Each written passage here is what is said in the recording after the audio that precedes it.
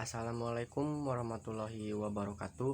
Halo teman-teman semuanya, salam sejahtera bagi kita semua. Izin memperkenalkan diri, perkenalkan nama saya Ibrahim Sujana. Pada kesempatan kali ini saya akan membahas mengenai hukum dan HAM. Nah, apa saja yang akan kita bahas pada kali ini? Simak videonya sampai akhir ya.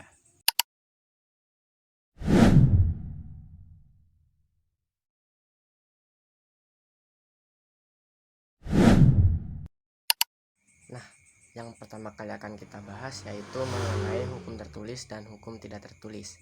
Apa sih hukum tertulis dan hukum tidak tertulis itu? Hukum tertulis adalah hukum yang dicantumkan dalam berbagai peraturan perundang-undangan. Sedangkan hukum tidak tertulis adalah hukum yang masih hidup dalam keyakinan di masyarakat, tetapi tidak ditulis. Dari definisi tersebut, maka dapat disimpulkan bahwa perbedaan hukum tertulis dan hukum tidak tertulis yaitu jika hukum tertulis adalah hukum yang dicantumkan dalam Undang-Undang Dasar. Sedangkan hukum tidak tertulis merupakan hukum yang tidak dicantumkan namun ada karena adanya suatu nilai-nilai di masyarakat. Contoh hukum tertulis adalah Undang-Undang, KUHP maupun PP. Lalu contoh dari hukum tidak tertulis adalah hukum-hukum yang berasal dari nilai-nilai yang ada di masyarakat. Contohnya seperti menghormati orang lain, lalu tidak berkata kasar, dan selalu mengucapkan kata maaf, tolong, dan terima kasih. Kedua jenis hukum tersebut sama-sama penting karena kedua jenis hukum tersebut menjadi pedoman kita dalam bertingkah laku pada kehidupan sehari-hari.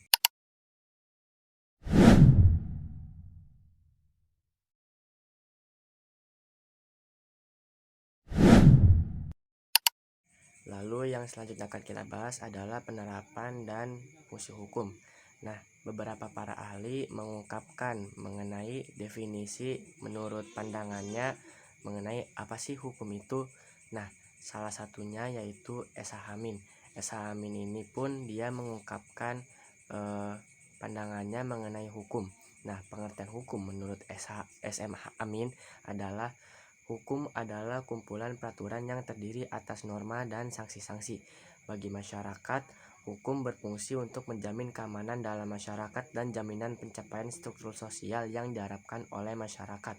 Nah, contoh penerapan lingkungan dalam kehidupan sehari-hari gitu ya. Contohnya seperti dalam sekolah adalah seluruh siswa wajib memakai seragam dengan atribut lengkap.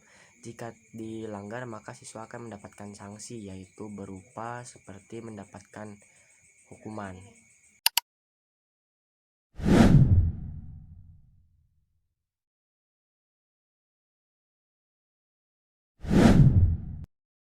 Lalu yang akan kita bahas ketiga adalah pengertian dan fungsi HAM. HAM sendiri merupakan hak yang dibawa sedari lahir hingga meninggal dan secara kodrati melekat pada setiap manusia. Beberapa jenis contoh HAM yang diakui secara universal adalah hak untuk bebas dari perbudakan, hak untuk bebas dari tindak penyiksaan, dan lain sebagainya. Nah, tidak jarang terjadi pelanggaran HAM di Indonesia.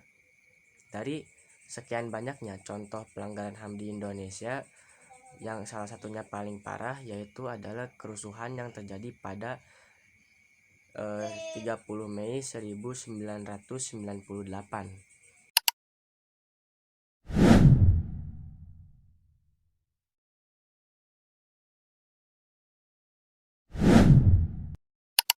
Lalu yang akan kita bahas pada bagian keempat ini adalah tentang prinsip hukum dan HAM. Terdapat 8 prinsip hukum dan HAM yaitu universal, tak terbagi, saling bergantung, saling terkait, kesetaraan, non-diskriminasi, martabat manusia, dan tanggung jawab negara. Setiap orang berkewajiban untuk mengakui dan menghormati hak asasi orang lain tanpa terkecuali sebagai salah satu bentuk peran dan tanggung jawab sebagai individu terhadap HAM sesama manusia. Lalu terdapat beberapa upaya untuk penanganan kasus pelanggaran HAM di Indonesia yang diterapkan untuk meminimalisir adanya pelanggaran HAM yang akan terjadi ke depannya, seperti menegakkan hukum secara adil, lalu eh, meningkatkan kualitas pelayanan publik, pengawasan dari masyarakat, dan menyebarluaskan pendidikan HAM. Sekian video penjelasan mengenai hukum dan HAM dari saya. Semoga video saya ini dapat bermanfaat bagi kita semua. Terima kasih atas perhatiannya. Wassalamualaikum warahmatullahi wabarakatuh.